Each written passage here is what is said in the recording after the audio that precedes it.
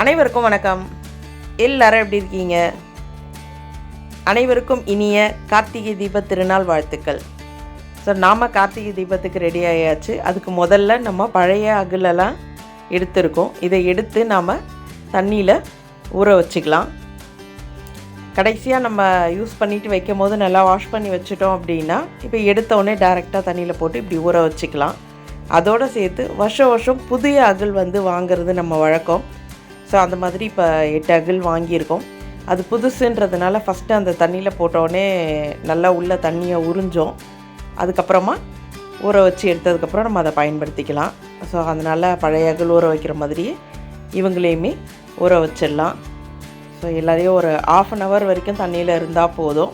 அதுக்கப்புறம் நல்லா சுத்தமாக தண்ணியை வடித்து எடுத்துகிட்டு நம்ம இவங்க எல்லாரையும் கொஞ்சம் காத்தாட ஆற வச்சிடலாம். கொஞ்சம் மழைலாம் இல்லை அப்படின்னும் போது வெளியே வச்சுக்கலாம். ஆனால் இந்த முறை 2-3 நாளாகவே கிளைமேட் இப்படியே இருந்துகிட்ருக்கு, மழை பெஞ்சிட்டே இருக்குது.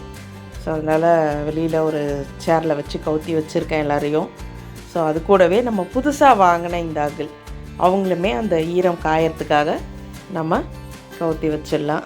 ஸோ இப்படியே ஸ்லோவாக நம்ம கார்த்திகை தீபத்தோட வேலைகளை ஸ்டார்ட் பண்ணலாம். கார்த்திகை கிருத்திகை ரொம்ப ஸ்பெஷல் முருங்கைக்கீரை செய்வாங்க. ஸோ முருங்கைக்கீரையை நம்ம க்ளீன் பண்ணி எடுத்துக்கிட்டு அப்படியே லைனாக ஒரு வேலையாக பார்க்கலாம். இந்த கார்த்திகை தீபத்துக்கு நிறைய ஒவ்வொருத்தர் வீட்டில் ஒவ்வொரு மாதிரி பண்ணுவாங்க. அந்த அப்பம் சுடுறது, அப்புறம் பொரி, அவல் பொரியில் அந்த பாகு ஊற்றி கலரி வைக்கிறது, அந்த மாதிரி முருகருக்கு ஸ்பெஷல், சிவனுக்கு ஸ்பெஷல்னு பார்த்து பண்ணுவாங்க. ஸோ நம்ம வீட்டில் எப்போதும் பண்ணுறது தான், வேறு ஒன்றும் ஸ்பெஷல் இல்லை. ஸோ ஒரு வழியாக சாதம் அப்படியே முருங்கீரையும் ரெடியானது சமைச்சு எடுத்துக்கிட்டு ஒரு பக்கம் பாயாசம், நார்மல் சேமியா பாயாசம் தான், வேறு ஒன்றும் ஸ்பெஷலாக இல்லை. இப்படி ஸ்லோவாக எல்லா வேலையும், ஏன்னா பூஜை நமக்கு சாயந்தரம் தான், அதனால் நம்ம ஈவினிங் போலையே எல்லாத்தையும் ஸ்டார்ட் பண்ணிக்கலாம். ஒரு பக்கம் பாயாசம் ரெடி ஆயிடுச்சு, இன்னொரு பக்கம் கத்திரிக்காய், கேரட், பீன்ஸ், அவரைக்காய், மாங்காய் எல்லாம் போட்டு சாம்பார், உருளைக்கிழங்கு வறுவலுக்கு மசாலா ரெடி ஆகிட்டுருக்கு. ஸோ உருளைக்கிழங்கை கட் பண்ணி நம்ம சேர்த்துக்க வேண்டியது தான். இன்னொரு பக்கம் வடைக்கு பருப்பு ஊறிட்டுருக்கு. ஸோ இது எல்லாமே கொஞ்சம் சமையலையும் முடிச்சுட்டு நாம் அடுத்ததாக அப்படியே ஒரு பக்கம் வெளியே போயிட்டு வாசலும் பெருக்கி கோலம் போட்டு வந்துடலாம். ஸோ இப்போ ஸ்பேஸே இல்லை. ஸோ அதனால் ஒரு சின்ன கோலம், கிருத்திகை அப்படின்றதுனால முருகர் ஸ்பெஷலாக நினச்சி நம்ம ஒரு ஸ்டார் கோலமும், இது உள்ள வாசலுக்கு மேலே ஒரு குட்டி கோலம் விளக்கு வைக்கிறதுக்காக. ஸோ எல்லாமே ரெடி ஆகிட்டே இருக்கும் பூஜைக்காக. ஸோ அந்த வேலையை முடிச்சுட்டு அடுத்ததான் நம்ம வடையை ரெடி பண்ணிக்கலாம். ஸோ இப்படி ஸ்லோவாக நம்ம ஒரு வேலையாக பண்ணி முடித்து பூஜைக்கு ரெடி ஆயாச்சு. நம்ம வீட்டில் வீடு ஃபுல்லாக அகல் வைப்போம்.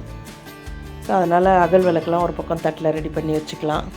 இப்போ சாதம், அடுத்ததாக காய்கள்லாம் போட்டு சாம்பார், அடுத்ததாக கொஞ்சமாக ரசம், ஸோ அடுத்தது நம்ம வறுத்து வச்சுருக்க உருளைக்கிழங்கு வறுவல், நல்லா இஞ்சி பூண்டுலாம் போட்டு சூப்பராக இருக்கும்.